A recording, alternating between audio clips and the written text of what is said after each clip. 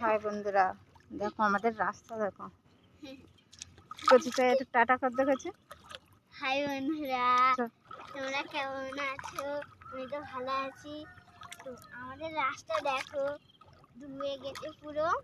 তো আমরা এভাবে স্কুলে যাই, তো আমাদের পুরো মাঠটা ভর্তি হয়ে গেছে।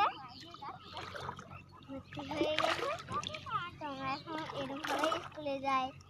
যোগ তো অবশ্যই আছে, যোগ আছে খুব অবশ্যই, কিন্তু আমাদের ভয় লাগে।